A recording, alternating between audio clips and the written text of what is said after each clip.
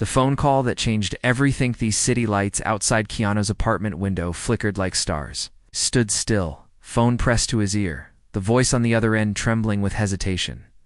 It was his agent, the kind of man who never got nervous, not even when studios begged for delays or rewrites. But tonight, his voice cracked. "Keanu, there's something you need to hear before you sign the contract for Vengeance Road." Keanu turned away from the window. The role had been on his mind for weeks. A gritty Western drama, a director he respected, a story that echoed loss and redemption. He had already memorized parts of the script, but the agent's tone sliced through the silence like a blade. "Ana de Armas. She's in the final cast now. She doesn't know yet. She's supposed to find out tomorrow." "Keanu, there's something going on. Something that could hurt her." Keanu froze. He hadn't spoken to Ana in a while. They had grown close during past shoots, laughing over coffee between scenes, sharing quiet thoughts during long location drives. They never called it anything. They never had to. It was just something unspoken that sat between them like a candle. Still flickering after the wind passed, he sat down slowly, his voice barely above a whisper. "What do you mean, hurt her?" His agent hesitated. "There's a producer on this film, not one of the public ones. Behind-the-scenes kind of guy. He's got power, Keanu, and a history. Nothing proven, always off the record, but whispers. Enough of them to fill a room." "I got a tip tonight," he requested Ana for the role, personally, not because of her acting. Keanu's fingers curled around the edge of the table. The words settled heavily. The silence stretched, thick with the weight of what could not be unsaid. "If you're in the film, he'll back off," the agent said, lowering his voice. "He respects you, or fears you. Maybe both. I don't know. But if you're there, Ana's safe. But if you walk, I don't know what happens." Keanu's mind raced. He remembered Ana's laugh, soft and full, like she found the world funny even when it wasn't. He remembered the way she used to scribble notes on her script, the way her voice shook during a difficult emotional scene, and how she never stopped pushing herself to be better, even when it broke her down. She was kindness in motion. She was fire wrapped in silk. He rubbed his temple. The role meant something to him, but Ana meant more. "I need to think," he said. "You have 12 hours. The call ended, but Keanu didn't sleep that night. Walked through his apartment barefoot, replaying old memories. Ana crying quietly backstage after a brutal critic review. Ana hugging him after he defended her on set when a director yelled. Her face lighting up when he told her he believed in her talent. None of those moments were romantic. No, but they were real. And they mattered. The next morning, Keanu walked into the studio office. The producer who had requested Ana wasn't there. The director greeted him with excitement. "Script in hand. Keanu, we're so lucky to have you. This is going to be big." Keanu nodded politely, but his face was unreadable. They walked him through the terms, the timelines, the press commitments. He listened, nodded. Then came the moment the contract slid across the table. Pen waited. Keanu picked it up. His hand hovered. He looked up, steady and calm. "I can't do this film." The room went silent. The director blinked. "What?" "I'm stepping away," Keanu said softly. "There are some things I won't compromise on." "But you said," Keanu stood, straightened his coat, and with the gentlest voice said, "Sometimes protecting someone is more important than playing a part." He walked out before anyone could argue. Outside, the wind felt cold against his skin, but he felt lighter. Not because the decision was easy, but because it was right. He didn't call Ana. Not yet. He knew she would find out soon. Enough. But what he didn't expect is how the world would react. What started as a quiet exit would soon become a storm, because Ana, too, would have to make a choice. And her choice would bring everything into the light.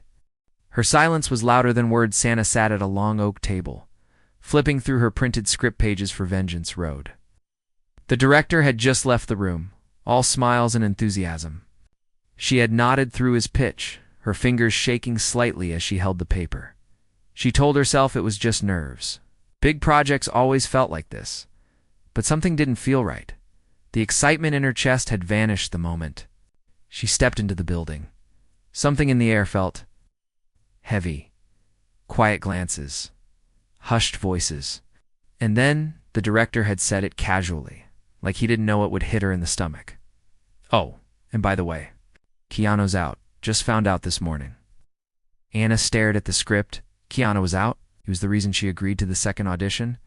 They had worked together before, and she trusted him. She admired his calm presence on set, the way he treated every crew member with equal kindness. Even when the cameras weren't rolling, he carried a stillness, like someone who had been through pain but never let it turn him cold. She pulled out her phone. Kate, no message to him, typed, "Did you leave the film?" Kate stared at it. Then she deleted it. Then she typed again. "Is everything okay?" Then deleted that too. Finally, she tossed the phone into her bag. Silence felt safer. Safer than knowing, but by the time she walked out of the building and into her car, the silence was shattered. Her manager called. "Anna, we need to talk." Now, Anna's heart dropped. "What's going on?" He paused, like he was bracing himself. "There's a private video from 2 years ago. A rap party, yet a drink. The producer, Miles Keever, was too close. Someone recorded it." Anna's stomach turned. "It hasn't leaked," he said quickly. "Yet, but I've been told he's holding on to it, using it to push you into this role. This isn't just casting, it's a setup." She couldn't breathe. She had been careful her whole career. Careful not to speak too loudly, not to dress too boldly, not to challenge anyone who could shut doors. She had been kind, professional, prepared, but this was a violation. A shadow she didn't see coming. Keanu knew. She asked her manager side. Yes, that's why he walked. Anna's hand shook on the steering wheel. She remembered Keanu pulling her aside on another set when she looked overwhelmed. He had brought her tea and said, quietly, "You don't have to prove yourself. You already belong here." Now he had walked away, silently, for her not to rescue, not to control, but to give her space to choose. Anna drove home, her face blank, her eyes full of thunder. At home, she turned off her phone. She didn't cry. She didn't scream. Instead, she pulled out the script and read every word, line by line. Something inside her broke, not from sadness, from clarity. She was not going to do this. Not for fame. Not for fear. Not anymore.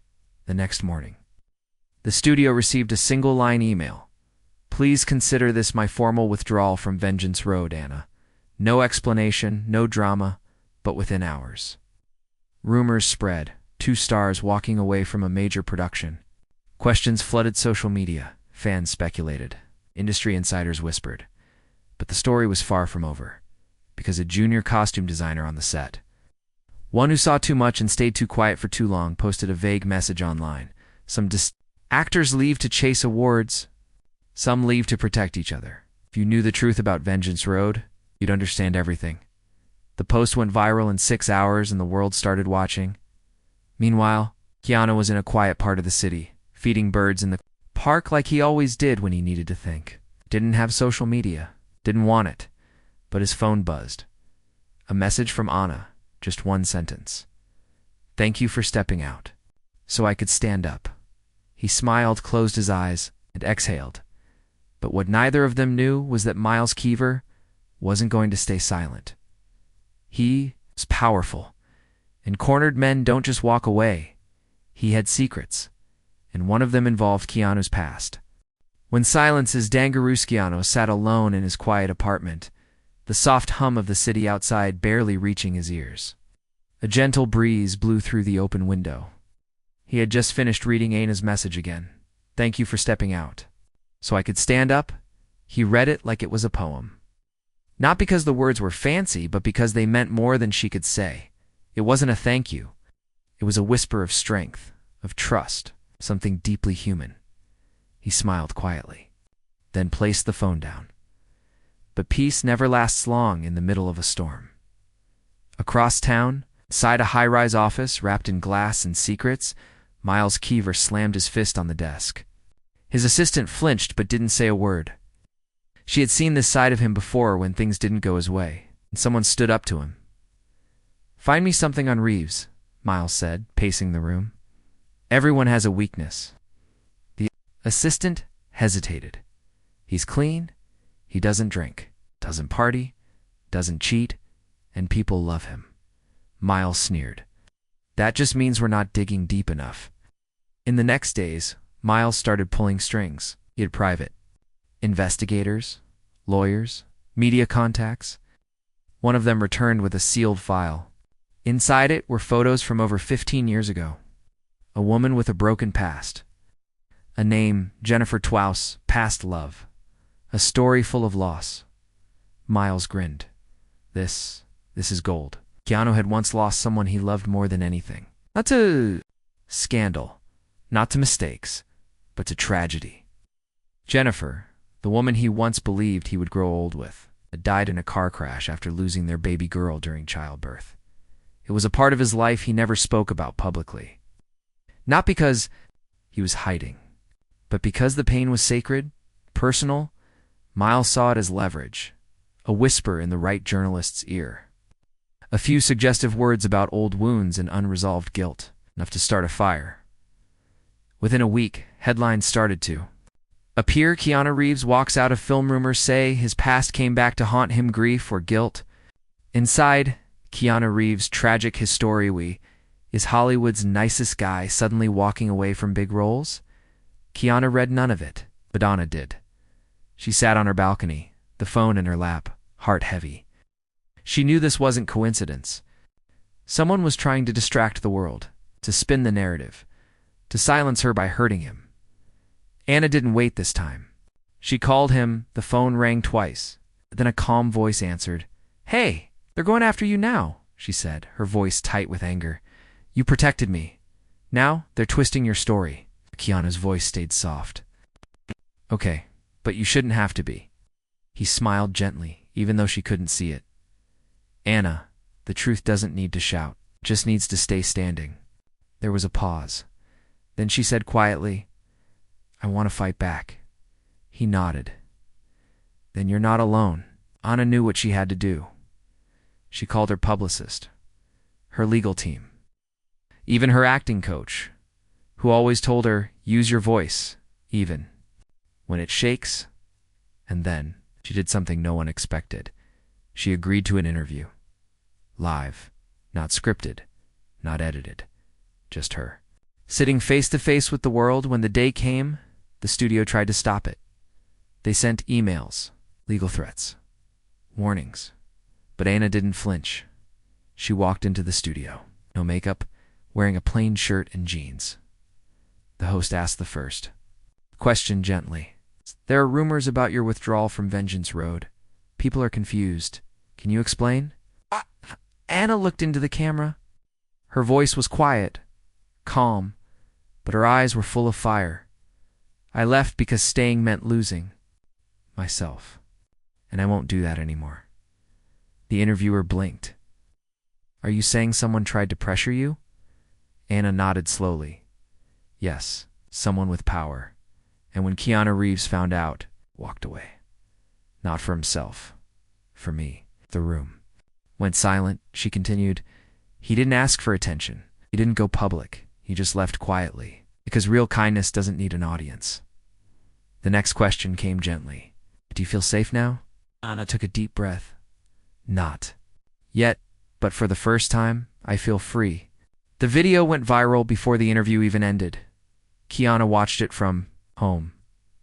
He didn't smile. He didn't cry. He just breathed. He knew what Anna had done took more courage than most people would ever understand, but he also knew it wasn't over. Because when truth walks into the light, darkness doesn't just disappear. It fights back.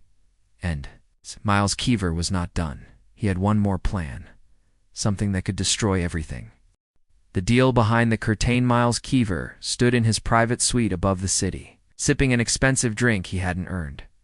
His eyes were locked on the screen as Anna's interview replayed for the third time. She sat there calm, poised, unshaken.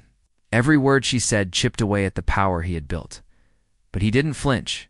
He wasn't the kind of man who panicked. He was the kind who planned. He walked to the side of the room where three men in suits waited. Studio board members, investors, quiet but dangerous. They didn't care about art or actors. They cared about control. Miles leaned on the table. "We have one move left." One of the men raised an eyebrow. "You mean destroy Reeves?" Miles nodded. "Not just destroy. Humiliate." Another man leaned forward. "What do you have, Miles?" Pulled out a folder. An old recording, never released, taken during a time when Reeves was in grief and vulnerable.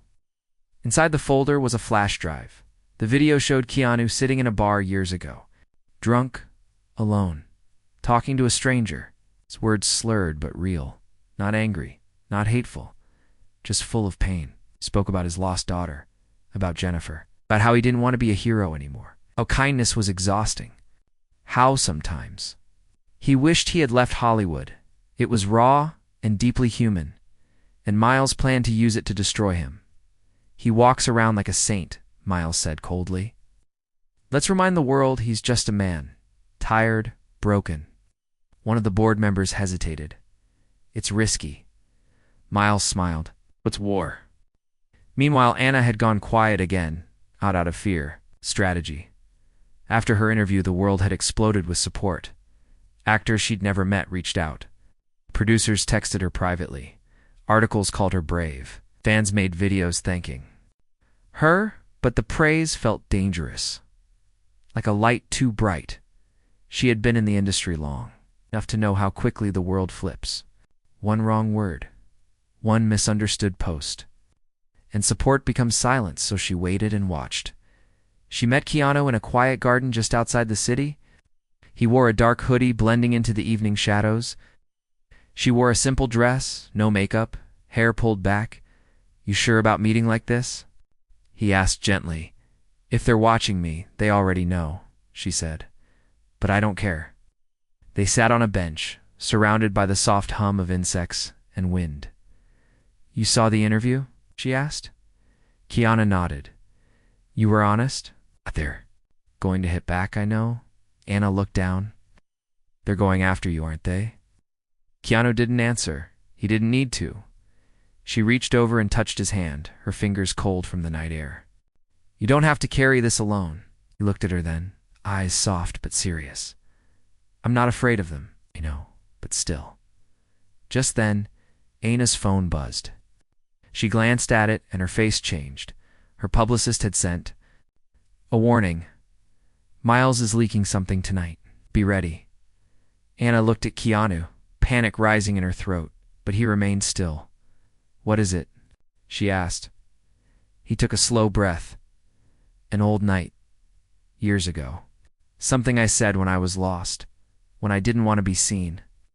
Can they twist it?" He looked at her, eyes steady. "They don't need to. The truth hurts enough." That night, the video dropped. Headlines lit up like wildfire. Shocking, Keanu Reeves footage. "I'm tired of being nice." Secret recording shows Keanu's regrets about Hollywood life. Don't want to do this anymore. Is Reeves done for good? Clips of his raw pain were looped without context. His grief turned into clickbait. His sadness twisted into scandal. Many fans defended him, but others began to question, was he ever really who we thought? Why would he say those things? He just another actor playing good guy? Anna's blood boiled. She saw the pain in Keanu's eyes, even if he didn't show it. Not because of what people were saying, but because something sacred had been stolen. Again. The next morning, Yana made a decision. She asked her team to arrange another interview, but this time, she wasn't going alone. Keanu refused at first. "Yana, it'll only make it worse." But she looked him in the eye. "They turned your grief into a weapon. I won't let them." So he agreed. The interview happened 2 days later. A quiet room, 2 chairs, no flashing lights, no audience, just Keanu and Anna. She spoke first. "People ask why I'm doing this with him beside me," she said. "It's simple, because I know the truth." Keanu sat beside her, calm but distant. Ana turned to him. You want to say something? He nodded, then looked directly into the camera. That video, it's real, he said. I said those things, not because I'm ungrateful, not because I don't care, but because I was hurting. I lost my daughter. I lost the woman I loved. I lost myself. And one night, I talked to a stranger, not knowing I was being watched, not knowing my pain would be sold. He paused, then continued, voice calm. If you think that makes me fake, then maybe you've never truly grieved. Ana's eyes filled with tears. He looked down, then back, up. But I won't apologize for being human. The video spread like wildfire again. But this time the reaction changed. People wept in comments. Fans apologized. Actors shared their own struggles. Even journalists who once criticized him wrote new pieces titled, Reeves shows what real vulnerability looks like. Miles Keever watched it all from his office, his smile gone. He had lost control. But he had one last card, asterisk, and this one. It's personal. When the past knocks twice the city seemed quieter in the days after the second interview, not in sound but in tension, as if the world was holding its breath, waiting to see if Keanu would disappear from the public eye or rise from the chaos. But he didn't disappear, he didn't run. He simply lived. He took his motorcycle out late at night, rode alone through the back roads outside the city. No helmet whined against his face, eyes locked on the horizon. It was his way of breathing again, of reminding himself he was still here. Meanwhile, Ana stayed by his side more than ever, not because she pitied him, not because she felt responsible, but because she understood now more than ever how rare it was to meet someone who would protect you without asking for anything back. They didn't speak much during those quiet days, but their silence felt stronger than words, yet even silence couldn't stop the next storm. On a Thursday morning, Ana received a package at her doorstep. No return address inside was a single envelope, a photo, and a note. She stared at it for a long time before calling Keanu. Can you come? She asked softly. He came within the hour. Ana handed him the photo without speaking. It showed Keanu years ago with a woman no one in the public had seen before. The note simply read, You think you've told your whole story? Think again. Keanu single quotes, his hands tightened around the photo. The woman in the photo was not Jennifer. She was someone else, from even earlier, before fame, before films. Ana watched his face carefully. Who is she? Keanu sat down slowly. Her name was Emily. He hadn't said her name in over 20 years. He looked out the window, the memory cutting through time like a blade. We were teenagers. She was my first love. We were reckless. Young, we did things we weren't proud of. Got into trouble. He paused. There was a night we broke into a house. Stupid dare. Nobody was hurt. Nothing was stolen. But we were caught. Ana listened, her expression unreadable. My parents paid for lawyers. I walked free. She didn't have the same support. She got 2 years in juvenile detention. He looked down. I never saw her again. Ana's voice was quiet. And now she's back? Keanu shook his head. I don't know, but someone found this photo and they're using it. Ana sat beside him. They're not just attacking your grief anymore. Now they're digging for shame. Keanu nodded. Miles Keever is running out of moves, but he's not done. Ana picked up the photo. What if we find Emily? Keanu looked at her in surprise. Why? Because she said calmly. If they're using your past, then maybe it's time we tell the whole story, not just the parts they choose. Keanu didn't answer, but something in his eyes shifted. Not fear, resolve. They spent the next 2 days searching, through old records, through quiet contacts Keanu trusted. Finally, a name came up. Pemily Farrow, living under a different name. Teaching art in a small town 3 hours away, Keanu didn't wait. He drove there the next morning. Ana went with him. The town was quiet. Trees lined the streets. Kids played near the corner store. No paparazzi, no whispers. Just peace. They found Emily at a local art center, painting with a group of children. She looked up when Keanu walked in, and for a moment time stood still. Her eyes widened, then softened. "Keanu," she said, voice unsure. Double quotes, "Hi, She wiped her hands and stepped forward. "You look older. You look happy." They stepped outside to talk. Anna waited inside. Watching them from the window, the conversation was quiet. Emily didn't seem angry. "Just surprised I saw the interviews," she said. "I never expected you to come back. I didn't know. Where you were, I didn't think you'd want to see me." She looked away. "I didn't. For a long time," he nodded. "I understand." There was silence. Then Emily asked, "Why now?" Keanu held up the photo. "Someone's using this to hurt me. To hurt Anna. They're twisting it. I didn't want you to be dragged into it." Emily stared at the picture. "They're digging. Deep, too deep," Keanu whispered. Emily took a deep breath. "I forgave you years ago, but maybe you never forgave yourself." He looked down, "Maybe not." She touched his hand. "Then maybe now's the time."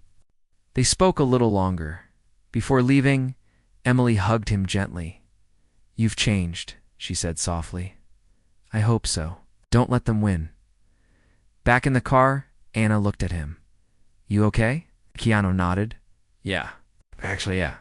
But Miles Keever had one last move. He had heard about the visit to Emily, and he wasn't going to let it end there. That night, an anonymous article appeared on a gossip site. Keanu's dark youth. Did the Hollywood star hide a criminal past? Attached. Were court records half-true, half-lies, but enough to start doubt again? Anna threw her phone down in anger. How did they still have this much power? Keanu sat quietly, eyes closed. "Because they believe we'll stop." "Will we?" she asked. He opened his eyes. "No." And then Anna had an idea. A final one. But it was dangerous. "Let's go live. Both of us. No filters. No press. Just us. And the truth." Keanu stared at her. "No hiding?" He asked. "No." "More," she said. "Because sometimes the only way to take down darkness is to drag it into the light." One truth to voice sixth night was quiet. But millions of screens across the world lit up all at once. No stage, no cameras, just a live video. Ana de Armas sat on a couch in a dimly lit room. Beside her was Keanu Reeves. No makeup, no suits. Two people tired of being used, tired of being watched like puppets. The comment section flooded with hearts, question marks, confused fans, and quiet watchers waiting for the next big reveal. Anna leaned into the camera. "Thank you for joining us. We're not here to defend ourselves. We're here to tell the truth. Raw, unfiltered." She looked at Keanu. He nodded. "I've been silent most of my career," Anna began, smiling when I wanted to scream, nodding when I should have walked away. "I've worked with good people, and dangerous ones. And for a long time I thought silence was safety." She took a breath. "But when someone tried to use their power against me, and someone else you knew gave up everything to protect me, I realized silence isn't safety. It's surrender." Keanu looked up. "I walked away from a film not because I didn't care, but because I did. Someone with power tried to trap Anna. I knew if I stayed, I could watch her back. But then I realized the only real way to protect her was to give her space to fight for herself." Anna smiled gently, and I did. But I couldn't have done it without knowing someone had my back. They both paused. Anna pulled out the photo of Keanu and Emily. People are digging, twisting, spinning old wounds into new headlines. This photo was used to hint at secrets, to cause shame. Keanu took it from her hands. That girl was Emily. We were kids, made mistakes. She paid more than I did. I carried that guilt quietly, but she forgave me. And now I'm learning to forgive myself too. The comments were blowing up. Words like respect, so human. And I cried filled the screen, but they weren't done. Anna leaned forward again. This isn't just our story. It's about every actor, every assistant, every makeup artist who's been told to stay quiet, to endure things in silence, just to keep a job. It's about every person who's been told their pain is a burden. Keanu added, kindness doesn't mean weakness. Grief doesn't mean guilt. And truth doesn't need polish. Anna looked into the lens. 2 Miles Keever and others like him. We see you. Your days of silence are numbered. And to everyone watching, believe people when they speak. Support those who choose courage over comfort. They ended the live with no dramatic goodbye, just a quiet wave, a soft smile, a breath of peace in the days that followed. The ripple turned into a wave. The live had over 200 million views in 1 week. News outlets tried to spin it, but failed. Actors began speaking out. Not just about Miles Keever, but about a system built to protect power, and not people. And then it happened. A major actress from another project publicly accused Miles of manipulation and misconduct. Then another, then a third. The studio suspended him. An investigation began. Doors that had been locked for years started to open. Keanu didn't celebrate. He wasn't built for revenge. He simply returned to his quiet routines. Long walks, feeding birds, writing small notes in journals he never shared. But one morning he received a letter in the mail. No name, no return address. Inside was a small card. For words you helped us speak. He smiled. Anna, on the other hand, began working on a new project of film written and directed by women. Produced by a company that pledged full transparency, equal pay, and no tolerance for abuse. They offered Keanu a role. He declined, not because he didn't care, but because he had already played his most important role off-screen for someone who needed it months later. Anna visited Keanu at his quiet place in the hills. They sat on the porch, watching the sun drop behind the trees.